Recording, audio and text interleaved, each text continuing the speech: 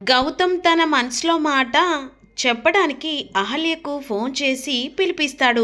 కానీ అహల్య మాత్రం తన మనసులో మాట తెలుసుకునడానికి సంతోషంతో ఒకసారి గుడి దగ్గరికి వెళ్ళి అమ్మవారిని వేడుకొని ఎలాగైనా ఇక నుంచి నా భర్తతో సంతోషంగా ఉండడానికి ఏ అడ్డంకి రాకుండా చూసుకో తల్లి అని చెప్పేసి ఆ స్వామివాడిని వేడుకునేదానికి గుడి దగ్గరకు వస్తుందన్నమాట. ఈలోపు వెంటనే కిడ్నాప్ చేసి తీసుకొని వచ్చిన అతిథి మెల్లో తాళి కట్టడానికి విక్రాంత్ ప్రయత్నిస్తూ ఉంటాడు. ఎలాగైనా తన పెళ్ళో తాళి కడితే అప్పుడు ఏ అడ్డంకి కూడా ఉండదు, సత్య తట్టు నాతో కాపురం చేస్తుంది, ఇక తనకి ఎలాంటి పొగరు ఉండదు అన్నట్టుగా విక్రాంత్ పక్కగా ప్లాన్ చేసి ఆ గుడి దగ్గరికి తీసుకొస్తారు. బలవంతంగా తన మెల్లో తాళి కట్టడానికి ప్రయత్నిస్తుండగా చుట్టుపక్కల వాళ్ళను బెదిరించి తన మెల్లో తాళి కట్టే ప్రయత్నం చేస్తుండగా కాపాడండి అని చెప్పేసి గట్టిగా అరుస్తూ ఉంటుంది.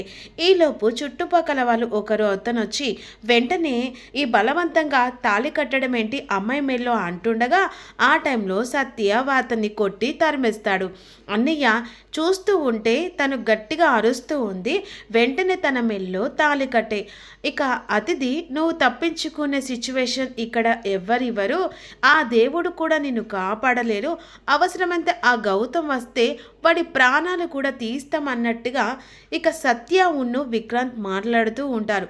సైలెంట్గా కూర్చొని నేను కట్టిన తాళికి అంగీకరించి నోరు మూసుకొని కూర్చో అన్నట్టుగా విక్రాంత్ అతిథిని అంటుండగా అసలు బలవంతంగా తాళి కట్టడం అంటే నిన్ను పెళ్లి చేసుకోవడం నాకు ఇష్టం లేదు అని చెప్పేసి ఈ విధంగా అతిథి గట్టిగా అరుపులు అరుస్తూ ఉంటుంది. చుట్టుపక్కల వాళ్ళందరూ గుళ్ళోకొచ్చి అసలు ఆ అమ్మాయి పెళ్ళి ఇష్టం లేదని చెప్పేసి గట్టిగా అరుస్తున్నా కూడా అసలు వాళ్ళు రాక్షసుల్లాగా ఉన్నారే, ఆ అమ్మాయి జీవితాన్ని ఆగం చేయడానికి తన మెల్లో మూడు ముళ్ళు వేయాలనుకుంటున్నారు కావచ్చేమో అని ఆ గుడిలో ఉన్న వాళ్ళు భక్తులు మాట్లాడుకుంటూ ఉంటారు. ఆ మాటలు విని అహల్య ఏం జరిగిందండి అని అడుగుతుండగా పక్కన ఈ గుడి పక్కన ఒక అతను ఒక అమ్మాయి మెల్లో బలవంతంగా తాళి కట్టడానికి ప్రయత్నిస్తుండగా పోయిన వాళ్ళను కొట్టి పంపిస్తున్నారండి. వాళ్ళని చూస్తుంటే చాలా మూర్ఖుల్లా ఉన్నారు. పాపం ఆ అమ్మాయి జీవితం వాళ్ళ చేతిలో పడితే ఆమె చావు తప్ప ఇంకా వేరే ఏది లేదని చెప్పేసి ఇక్కడ జరుగుతూ ఉంటుంది కదా. అక్కడ గౌతమ్ మాత్రం అహల్యకు తన ప్రేమను ఎలా వ్యక్తపరచాలని ఇక అక్కడ అంటే రెస్టారెంట్ దగ్గర ఎదురు చూస్తూ ఉండగా ఇక్కడ అతిథి వాళ్ళ అమ్మ అంటే యామిని ఇంట్లో ఆ చిందరవందర చూసి తన కూతుర్ని ఎవరో తీసుకెళ్లారని చెప్పేసి కంగారు పడుతూ ఇక ఇదంతా కావాలని ఆ గౌతమ్ గాడు చేశాడే, నా కూతురు మీద పగపట్టి కావాలని నా కూతుర్ని ఏదో చేసినట్టున్నాడని చెప్పేసి యామిని గట్టిగా అరుస్తూ ఉంటుంది. అసలు ఇదంతటి కారణం వాడే అన్నట్టుగా ఆ ఇంటి మీదకి వెళ్ళి గొడవ చేస్తే నా కూతురు గురించి నిజాలన్నీ బయటపడతాయి అన్నట్టుగా అంటుండగా ఇక అయినా మా అన్నయ్య ఎందుకు చేస్తాడత్తయ్య, మా అన్నయ్యకి ఏం అవసరం అని చెప్పేసి శ్రావ్య అంటుండగా ఇంకొక మాట మాట్లాడితే పండ్లు రాలుతాయి అని చెప్పేసి శ్రావ్య చెంప పగలకొడుతుంది. ఈ కోపము పనికిరాదు, ఇక ఎలాగైనా అతది ఎక్కడుందో తెలుసుకుందాం అని చెప్పేసి ఇక వెంటనే యామిని భర్త అంటాడు. ఇక మరోవైపు ఏమో ఇక్కడ ఇదిలా ఉండగా అక్కడ అతిథి మాత్రం గెంత గొడవ చేసిన విక్రాంత్ మాత్రం బలవంతంగా తాళి కట్టే ప్రయత్నం చేస్తూ జీలకర్ర బెల్లం తన నెత్తి మీద పెట్టడానికి ప్రయత్నిస్తుండగా వెంటనే అదే సమయానికి అహల్య ఒక్కసారిగా చుట్టుపక్కల వాళ్ళు అనుకుంటారు కదా ఆ మాటలు విని అసలు ఆ అమ్మాయి ఎవరు కాపాడెంతుందా అన్నట్టుగా వస్తుంది. ఆ పీటల మీద కూర్చున్న ఆ అమ్మాయిని చూసి అంటే అతిథిని చూసి షాక్ అయిపోతుంది. ఏంటి అతిథి ఇక్కడుంది అని చెప్పేసి గబగబా ఇక అరే వదిలిపెట్టరా అని చెప్పేసి ఆ రౌడీలను తోసేసి అతిథి పీటల మించని లేబడుతుంది.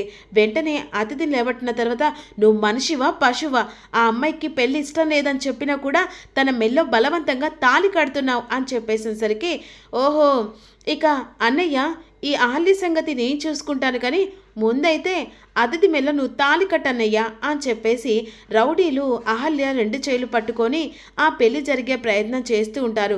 అతిథిని పీటల మీద మళ్ళీ కూర్చోబెడతాడు విక్రాంత్. నేను ఏ దేవుడొచ్చి కాపాడతాడో నేను చూస్తాను అన్నట్టుగా అనేసరికి ఆ దేవుడు ప్రత్యక్షమవుతాడు. ఆ గౌతమ్ మాత్రమే వస్తాడు. అసలు గౌతమ్ అక్కడికి ఎట్లా వచ్చాడనేది తెలుసుకుందాం. ఇక గౌతమ్ వచ్చేసరికి వెంటనే ఒక్క నిమిషంలో తాళి కట్టబోతుండగా ఇక విక్రాంత్ని కాలర్ పట్టుకొని చెంపలు వాయించి ఇక తాట తీస్తాడు. ఈలోపు అక్కడనే రౌడీలు ఉంటారు. అరే వాన్ని చంపేయబోనని చెప్పేసి సత్య అన్న తర్వాత ఇక్కడ వెంటనే రౌడీలను తాట తీస్తాడు. అందరినీ ఒక్కొక్క తాట తీసిన తర్వాత వెంటనే అహల్య పోలీసులకు ఫోన్ చేస్తుంది. పోలీసులకు ఫోన్ చేసేసరికి బలవంతంగా కావాలని చెప్పేసి గుళ్ళో పెళ్లి చేసుకుంటున్నారని చెప్పేసేసరికి వెంటనే అక్కడికి పోలీసులు వస్తారు. పోలీసులు వచ్చేసరికి ఇక్కడ విక్రాంత్ను సత్యను గౌతమ్ కొడుతుండగా పోలీసులు వచ్చేసరికి అరే అని చెప్పేసి వెంటనే విక్రాంత్ను ఇక సత్యను పోలీసులు అరెస్ట్ చేస్తారు. వదిలిపెట్టను, ఎవరిని వదిలిపెట్టను. ఇక అతిథి నీ మెల్లో నేను తాళి కట్టి ఇలా జైలుకు వెళ్తానని అనుకుంటున్నావా? మళ్ళీ గంట తర్వాత వస్తాను, నీ మెల్లో తాళి కట్టకుండా ఊరుకోను అని చెప్పేసి ఇక పోలీసులు వచ్చి అరెస్ట్ చేసి తీసుకెళ్తారు. ఇక్కడ మాత్రం ఇక అర్జున్ ప్రసాద్ ఇంటికి వెళ్ళి యామిని గొడవ చేస్తూ నా కూతుర్ని నీ కొడుకు ఏదో చేశాడని చెప్పేసి గొడవ చేస్తుండగా ఇక్కడ ఇంట్లో వాళ్ళు షాక్ అయిపోతారు. అయినా నా కొడుకు నీ కూతుర్ని తీసుకెళ్లడం ఏంటి? ఏమో అసలు ఏం మనసులో పెట్టుకొని నా కూతుర్ని మాయం చేశారో అని చెప్పేసి అంటుండగా ఈలోపు వెంటనే అతిథిని తీసుకొని గౌతమును అహల్య ఇంటికి వచ్చేస్తారు. అదిగో చూసారా, నా కూతుర్ని ఏదో చేయడానికి నీ ఆ అహల్యను గౌతమ్ ఎక్కడికో తీసుకెళ్లాడు, ఎక్కడికిలో బేబీ అని చెప్పేసి ఈ విధంగా అనేసరికి వెంటనే అతిథి తన తల్లి మీద అంటే యామిని మీద పడి ఏడుస్తూ ఉంటుంది. అంటే వీళ్ళు కావాలని నీ జీవితాన్ని సర్వనాశనం చేశారు కదా, మనసులో కుట్రు పెట్టుకొని నా కూతురు ఇలా చేయడానికి అసలు మీకు సిగ్గుగా అనిపించట్లేదా? అసలు ఏంటే నువ్వు ఈ ఇంట్లో అడుగు పెట్టిందే కాకుండా నా కూతురు జీవితాన్ని కూడా ఇలా మనశ్శాంతిగా బ్రతకనివ్వవా అని చెప్పేసి యామిని లడలాడ వాగుతుండగా నోటికి వచ్చిందని వాగితే మర్యాదగా ఉండదని గౌతమ్ అంటాడు. అసలు ఏం జరిగిందో తెలుసా అని చెప్పేసి విక్రాంత్ గురించి గుళ్ళోకి తీసుకెళ్ళడం, గుళ్ళో బలవంతంగా తాళి కట్టడం, ఆ టైంలో పోలీసులు వచ్చి ఇక పోలీసులు వెంటనే అరెస్ట్ చేయడం. ఒక్క నిమిషం అహల్య చూడకుంటే ఈరోజు నీ కూతురు జీవితం వాడి చేతుల్లో సర్వనాశనం అయ్యేది. ఇది జరిగిన విషయం తెలుసుకోకుండా అందరి మీద నిందలు వేయడం మీకు బాగా అలవాటైపోయింది అని చెప్పేసి ఈ విధంగా గౌతమ్ యామిని మీద కోపంగా రియాక్ట్ అవుతాడు.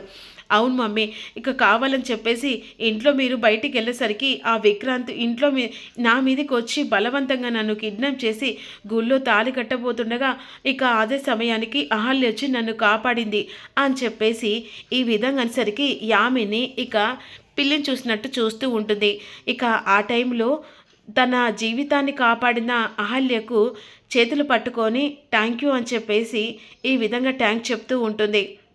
ఆ టైంకి ఎవ్వరు మాట్లాడకుండా సైలెంట్గా అతిథిని తీసుకొని ఇక యామిని వాళ్ళు వెళ్ళిపోతారు. ఇప్పటికైనా అహల్య గురించి మంచిగా ఆలోచించడం అందరూ ఆలోచిస్తే బాగుంటుంది. తను ఎవరినో నాశనం చేసి కావాలని కుటుంబాలను విడగొడతాలని చాలామంది అనుకుంటున్నారు కదా, అది భ్రమ మాత్రమే, ఊహ మాత్రమే అని ఇప్పటికైనా అర్థం చేసుకుంటే బాగుంటుంది. రా అహల్య అని చెప్పేసి లోపలికి వెళ్ళిపోతారు.